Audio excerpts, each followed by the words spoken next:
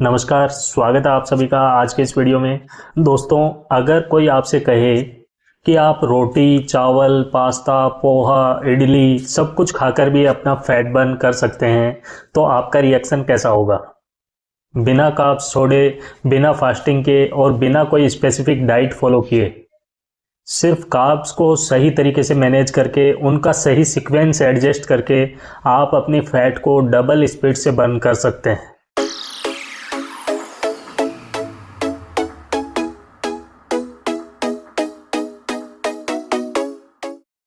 आज के इस वीडियो में मैं आपको 5 ऐसी टिप्स बताने वाला हूँ, ऐसी ट्रिक्स बताने वाला हूँ जो कि वर्ल्ड के सबसे best weight loss experts recommend करते हैं।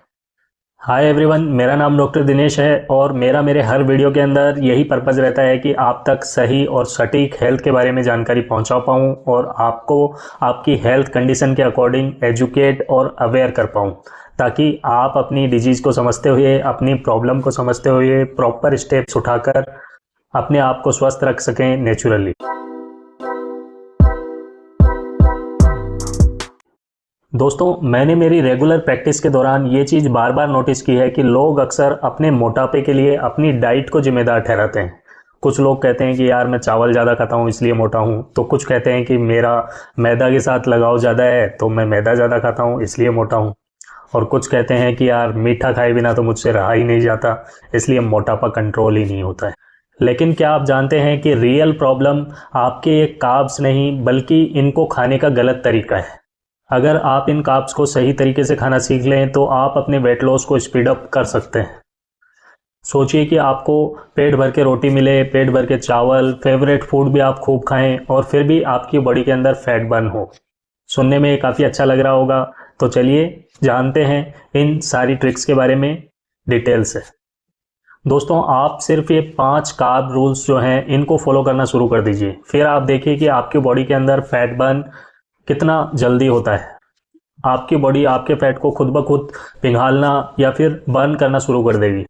इसके लिए हम सबसे पहले ये समझते हैं कि ये जो फैट है ये आता कहाँ से है, आखिर क्यों रेगुलरली मोटापा बढ़ता जाता है, क्या बेसिक रीज़न इसके पीछे है। तो देखिए, जो हमारा बॉडी का फैट है या फिर जो मोटापा है उसके पीछे सबसे बड़ा रोल होता है एक हार्मोन इंसुलिन का। आपने बिल्कुल सही सुना है, इंसुलिन वही हार्मोन है जो कि हमारे ब्लड के अंदर ब्लड शुगर को मैनेज रखता है। जब कभी भी हम हाई कार्ब्स की डाइट लेते हैं तो अचानक से हमारे ब्लड के अंदर शुगर का लेवल बढ़ता है।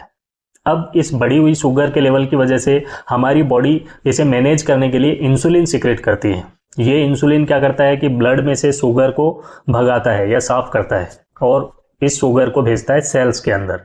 अगर एक एग्जांपल से समझें तो जब कभी भी कोई दंगा फसाद या फिर उग्र भीड़ ऐसी इकट्ठी हो जाए कोई गली में या सड़क पर, तो पुलिस क्या करती है, पुलिस आकर लाठियां बरसाती है और लाठियां बरसाती है तो भीड़ एकदम से खाली हो जाती है, रास्ता खाली हो जाता है। कुछ उसी तरह का काम इंसुलिन हमारे ब्लड के अंदर करता है। इंसुलिन आता है और ब्लड शुगर के ऊपर लाठियां बरसाना शुरू कर देता है कि भाई तुम अपने घर के अंदर जाओ, मतलब सेल्स के अंदर जाओ, और ब्लड को शुगर से फ्री करता है, ब्लड में शुगर का लोड कम करता है। लेकिन जब ब्लड के अंदर बार बार शुगर बढ़ता रहता है, बार बार हम कुछ ना कुछ खाते रहते हैं, कुछ ऐसी चीज़ें ऐड करते रहते हैं, तो उससे क्या होता है कि बार बार इंसुलिन का सिक्रेशन होता है। ब्लड के अंदर शुगर का लेवल हाई रहेगा तो इंसुलिन भी बॉडी को ज़्यादा सिक्रेट करने पड़ेगा और इंसुलिन का लेवल भी ब्लड में हाई हो जाएगा। अब ऐसे केस में क्या होता है कि जो शुगर है और इंसुलिन है इसके बीच में थोड़ा कम्युनिकेशन गैप मान लो या फिर एक रेजिस्टेंस जैसी सिचुएशन हो जाती है, जिसे कि हम कहते हैं इंसुलिन रेजिस्टेंस। ये ठीक वैसा ही है, जब कोई चीज़ बार बार होती है तो वो नॉर्मलाइज हो जाती है, वो स्पेसिफिक नहीं रहती है। तो अगर बार बार शुगर हाई होता रहेगा, इंसुलिन बार बार आएगा, तो बार बार वो उसी एफिशिएंसी से काम नहीं कर पाएगा और ब्लड के अंदर शुगर का लेवल हाई रहने लगेगा। या फिर मैं आपको इजी तरीके से समझाऊं तो पहले अगर मान लो कि एक इंसुलिन का मॉलिक्यूल 10 शुगर के मॉलिक्यूल्स को सेल्स में भेज रहा था, तो अब ये प्रोसेस जब बार बार रिपीट हो रहा है तो एक इंसुलिन का मॉलिक्यूल जो है वो 7 या 8 शुगर के मॉलिक्यूल्स को ही सेल्स में भेज पा रहा है। तो इससे क्या हुआ कि 2 या 3 मॉलिक्यूल जो हैं वो शुगर के अभी भी ब्लड के अंदर ही फ्लो कर रहे हैं, यानी कि ब्लड के अंदर शुगर का लेवल हाई बना रहता है। अब इस कंडीशन की वजह से क्या होता है कि लीवर को सिग्नल मिलता है कि ब्लड में शुगर ज़्यादा हो गया, इसको मैनेज करो। लीवर हमारी बॉडी का एक तरह से आर्मी चीफ है और उसको सारी चीज़ों को डील करना होता है। कोई टॉक्सिन अगर बॉडी के अंदर बढ़े या फिर कोई ऐसी चीज़ जो कि हमारी बॉडी को नुकसान पहुंचा सकती है, उसका अगर राइज होता है तो लीवर उसके लिए एक्शन लेता है। ठीक इसी तरह से जब हमारे ब्लड के अंदर शुगर का लेवल हाई बना रहता है तो लीवर को सिग्नल मिलता है कि इस हाई शुगर को मैनेज किया जाए, और लीवर क्या करता है, इस हाई शुगर को कन्वर्ट करने लगता है फैट के अंदर। यहीं से शुरू होता है कार्यक्रम मोटापे का, ओबेसिटी का, या फिर इंसुलिन रेजिस्टेंस हम कह सकते हैं इसका कारण। इस तरह से हमारी बॉडी जो है वो फैट स्टोरेज मोड के अंदर चली जाती है, यानी कि बॉडी के अंदर फैट जमा होने लगता है। अब कंडीशन ऐसी आ गई कि बॉडी के अंदर शुगर ज़्यादा था, उसको कम करने के लिए क्या किया, फैट बन गई। लेकिन ब्लड के अंदर हाई शुगर की वजह से इंसुलिन ज़्यादा है। अब हाई इंसुलिन क्या करता है कि स्टोर्ड फैट को यूटिलाइज नहीं करने देता है, जिससे हमारी बॉडी स्टोर्ड फैट को बर्न नहीं कर पाती है, क्योंकि ये जो इंसुलिन है ये फैट सेल्स को बंद कर देता है, लॉक कर देता है, जिससे हमारी बॉडी जो है वो इस स्टोर्ड फैट को फ्यूल की फॉर्म में यूज नहीं कर पाती है। फिर चाहे आप कितना भी वर्कआउट कर लो, कितना भी वजन उठा लो, कितना भी दौड़ लो, भाग लो, लेकिन आपका जो वेट है वो टस से मस तक नहीं होगा। तो इससे आपको ये तो समझ में आ गया होगा कि वेट लॉस के लिए सबसे जो इम्पोर्टेंट काम है वो है इंसुलिन को कंट्रोल करना। बॉडी के अंदर इंसुलिन जितना ज़्यादा कम होगा उतना ही ज़्यादा हमारी जो स्टोर्ड फैट है उसकी बर्निंग बढ़ेगी। और आज के इस वीडियो में मैं जो आपको 5 ट्रिक्स बताने वाला हूँ वो आपकी बॉडी के अंदर नेचुरली शुगर को लो रखकर इंसुलिन के लेवल को लो रखती हैं, जिससे कि आपकी बॉडी का स्टोर्ड फैट बर्न होना शुरू होता है। तो चलिए एक एक करके समझते हैं कि ये 5 सुपर इफेक्टिव टिप्स कौन सी हैं, कैसे इनको हमें फॉलो करना है और ये कैसे हमारी बॉडी के ऊपर असर डालेंगी। तो सबसे पहली जो ट्रिक है वो ये है, cook, cool, reheat and eat. यह ट्रिक बहुत ही कम लोग जानते हैं, लेकिन ये बहुत ही इफेक्टिव तरीका है जो आपकी बॉडी के अंदर ओवरऑल कार्ब लोड को कम करता है। जब आप राइस, पास्ता, पोटैटो या दूसरे हाई स्टार्च फूड्स को पकाते ही नहीं खाते हैं, फ्रेशली नहीं खाते हैं, बल्कि पहले उन्हें फ्रीज में ठंडा करते हैं, तो उसमें मौजूद काफ़ी सारा जो स्टार्च है वो रेजिस्टेंट स्टार्च के अंदर कन्वर्ट हो जाता है। और ये जो रेजिस्टेंट स्टार्च है ये बॉडी के अंदर धीरे धीरे डाइजेस्ट होता है, यानी कि एकदम से बॉडी में शुगर का लेवल नहीं बढ़ने देता है। और अगर शुगर धीरे धीरे बढ़ेगा तो इंसुलिन का राइज भी धीरे धीरे होगा, इंसुलिन एकदम से स्पाइक नहीं होगा। जैसा कि मैंने आपको पहले बताया है कि जब हमारा इंसुलिन लो रहेगा तो हमारा जो स्टोर्ड फैट है वो बर्न होना स्टार्ट होगा। अपने इंडियन हाउस होल्ड्स के अंदर ये ट्रिक हम बड़ी आसानी से फॉलो कर सकते हैं। फॉर एग्जाम्पल, जैसे घर में आपके रोज़ाना चावल बनते हैं तो एक सिंपल सा चेंज कीजिए, चावल को फ्रेश खाने की बजाय इसे सुबह ही बनाकर फ्रीज में रख दीजिए, फिर इसको लंच या डिनर में गर्म करके आप खाइए। इसी तरह से अगर आपको आलू की चाट बनानी है, आलू का भरता बनाना है, आलू के पराठे या कटलेट वगैरह बनानी है, तो आप आलू को पहले वाले दिन ही बॉईल करके रख लें और नेक्स्ट डे उसको यूज में लें। ऐसा करने से क्या होता है कि जब हम हाई स्टार्च वाली जो चीज़ें हैं जैसे कि चावल है, आलू है, इनको जब फ्रीज में रखते हैं तो इनका जो हाई स्टार्च है उसका काफ़ी सारा पोर्शन रेजिस्टेंट स्टार्च के अंदर कन्वर्ट हो जाता है। और रेजिस्टेंट स्टार्च ऐसा है जो कि हमारी बॉडी के अंदर ईजीली डाइजेस्ट नहीं होता है और बॉडी के अंदर शुगर स्पाइक नहीं करता है। शुगर स्पाइक नहीं करेगा तो इंसुलिन स्पाइक नहीं करेगा, और इंसुलिन स्पाइक नहीं करेगा तो नेचुरली आपकी बॉडी के अंदर फैट बर्न स्टार्ट होगा। इनफैक्ट बासी चावल या फिर आलू के अंदर अगर आप थोड़ा सा नींबू या फिर सिरका ऐड कर दें तो इसका इफेक्ट और भी ज़्यादा बढ़ जाएगा। तो इस ट्रिक से आपकी ब्लड शुगर और इंसुलिन दोनों ही चीज़ें लो रहते हैं। दूसरी जो ट्रिक है वो ये है कि रात को कभी भी हैवी कार्ब्स वाला खाना नहीं खाना है।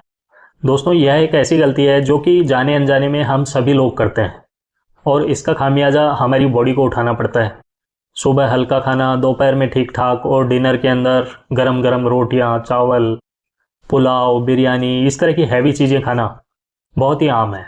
लेकिन सच ये है कि रात का जो टाइम है ये कार्ब्स के लिए सबसे गलत टाइम है, क्योंकि रात होते ही हमारी बॉडी की इंसुलिन सेंसिटिविटी नेचुरली डिक्रीज हो जाती है, जिससे हमारी बॉडी शुगर को प्रॉपरली हैंडल नहीं कर पाती है।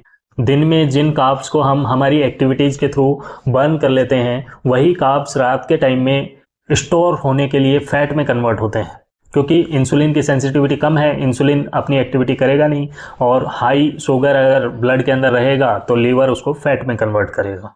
क्योंकि रात को हम कोई मूवमेंट या फिर एक्टिविटी तो करते नहीं है, जिससे खाते के साथ ही जब ब्लड के अंदर शुगर राइज होगा तो बॉडी तुरंत उसको फैट में कन्वर्ट करना शुरू कर देगी।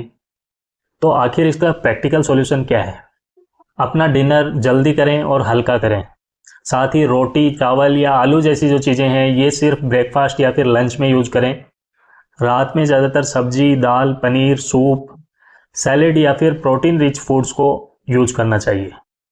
सिर्फ यह हल्का सा चेंज करने से ही रात को भी आपकी बॉडी सोते सोते भी फैट को बर्न करेगी।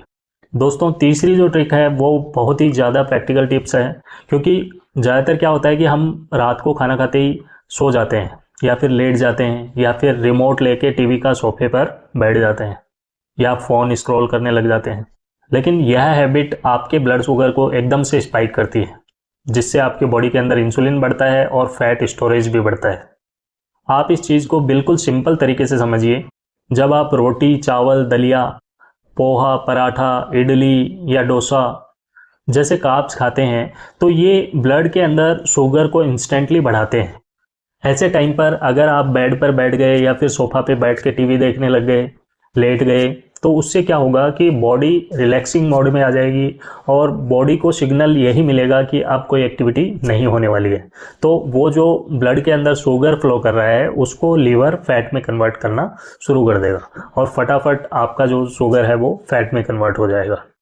लेकिन अगर आप खाना खाने के बाद 20 से 30 मिनट थोड़ा सा ध्यान रखें और 10-15 मिनट की हल्की वॉक कर लें या फिर कोई ऐसी एक्टिविटी कर लें जिससे कि आपकी बॉडी के अंदर मूवमेंट बनी रहे, तो आपकी जो मसल्स होती हैं वो उस शुगर को यूटिलाइज करने लगती हैं। और जब शुगर यूटिलाइजेशन मोड के अंदर आती है तो आपकी ब्लड के अंदर जो शुगर है वो डाउन होती है, जिससे इंसुलिन भी डाउन होता है और नेचुरली आपका जो है फैट बर्न होता है या फिर फैट स्टोर नहीं होता है। अगर वॉक करना आपके लिए पॉसिबल नहीं होता है तो आप घर का छोटा मोटा काम कर सकते हैं, जैसे कि फॉर एग्जांपल बर्तन वगैरह जमा दो, अपने किचन में इधर उधर थोड़ा बहुत क्लीन अप कर दो, कपड़े वगैरह फोल्ड कर सकते हैं या फिर डाइनिंग टेबल साफ कर सकते हैं। चौथी ट्रिक है दोस्तों, नेक्ड कार्ब्स को अवॉइड करना। नेक्ड कार्ब्स का मतलब है कि अकेले कार्ब्स को कभी भी यूज में नहीं लेना है, इनके साथ हमें हमेशा फैट, फाइबर और प्रोटीन्स को लेना है। फॉर एग्जांपल प्लेन रोटी, प्लेन चावल या फिर सिर्फ ब्रेड खाना, चाय के साथ बिस्किट खाना या सिर्फ नमकीन खाना, ये जो चीज़ें हैं जो हम सिंगल खा रहे हैं, ये प्लेन कार्ब्स जो होती हैं अचानक से ब्लड के अंदर शुगर का लेवल बढ़ाती हैं। आजकल बहुत ही कॉमन है कि बच्चे बिस्किट वगैरह ज़्यादा खाते हैं। सुबह उठते ही माताएं जो हैं उन्हें दूध के साथ बिस्किट वगैरह देने की उनमें हैबिट होती है।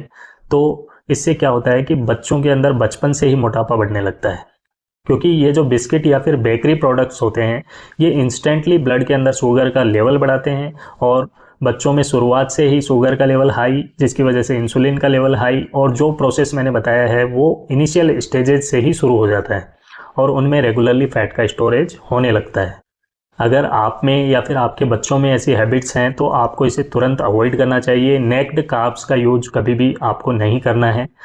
जब कभी भी आप कार्ब्स के साथ थोड़ा सा फैट, प्रोटीन या फिर फाइबर लेते हैं तो ये चीज़ें क्या करती हैं कि कार्ब्स के लिए एक ब्लैंकेट का काम करती हैं, यानी कि कार्ब्स को कवर कर लेती हैं, जिससे कि कार्ब्स का डाइजेशन जो है वो स्लो हो जाता है और अचानक से ब्लड के अंदर शुगर का लेवल नहीं बढ़ता है, जिससे फैट का स्टोरेज होने के चांसेस कम हो जाते हैं। तो रोटी के साथ हमेशा दाल, पनीर, सब्जी, दही और थोड़ा सा देसी घी जरूर लें। प्लेन रोटी, प्लेन पराठा या फिर चाउमीन, मैगी, पास्ता, ये कभी भी आपको अकेले नहीं खाने चाहिए।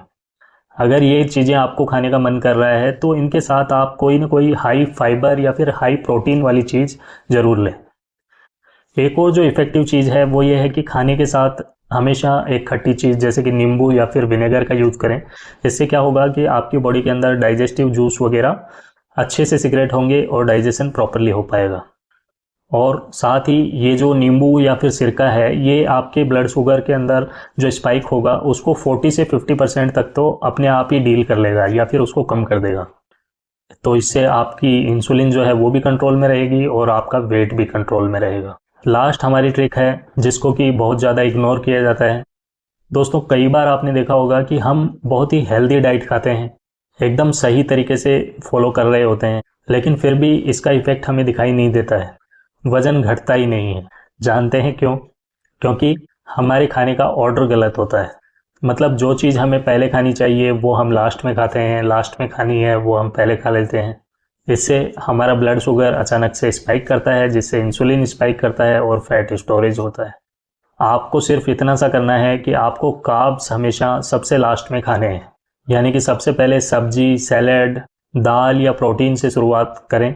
तो ये चीज़ें क्या करेंगी कि आपके पेट के अंदर एक प्रोटेक्टिव लेयर बना देंगी, या फिर यूँ कह सकते हैं कि ये कार्ब्स के डाइजेशन के अंदर रुकावट पैदा करेंगी। यानी कार्ब्स बॉडी के अंदर धीरे धीरे डाइजेस्ट होंगे और बॉडी के अंदर शुगर धीरे धीरे जाएगी, इंसुलिन लो रहेगा, जिससे बॉडी जो है वो ज़्यादा स्टोर्ड फैट को बर्न कर पाएगी। तो जब कभी भी आप खाना खाएं तो शुरुआती जो 7 से 10 बाइट हैं वो आपको सब्जी और सैलेड के खाने हैं। इसके बाद दही, पनीर, चिकन, एग या जो भी प्रोटीन सोर्स आप ले रहे हैं वो आपको लेना है। और सबसे एंड में आपको रोटी या फिर चावल लेना है, जो कि हाई कार्ब्स होते हैं। तो ये बहुत ही सिंपल सा रूल है दोस्तों। सबसे पहले प्रोटीन एंड फाइबर, फिर फैट्स और लास्ट में कार्ब्स को यूज करना है। सिर्फ ऑर्डर को चेंज करके देखिए, आपके अंदर वेट लॉस दुगनी तेजी से होने लगेगा। आप में से कितने लोग इस ऑर्डर के अंदर खाना खाते हैं, कमेंट बॉक्स में कमेंट करके ज़रूर बताइएगा। आशा करता हूँ आज के वीडियो में दी गई जानकारी आपके लिए फ़ायदेमंद रही होगी। तो वीडियो को एक अच्छा सा लाइक ज़रूर दीजिएगा और साथ ही अपनी फैमिली और फ्रेंड्स के बीच में शेयर ज़रूर कीजिएगा। स्वस्थ रहिए, हंसते रहिए, हर दिन कुछ ना कुछ नया सीखते रहिए। इसी के साथ आज के वीडियो को यहीं ख़त्म करते हैं। मिलते हैं नेक्स्ट वीडियो में एक नए टॉपिक के साथ। तब तक ध्यान रखिए अपना और अपनों का। धन्यवाद।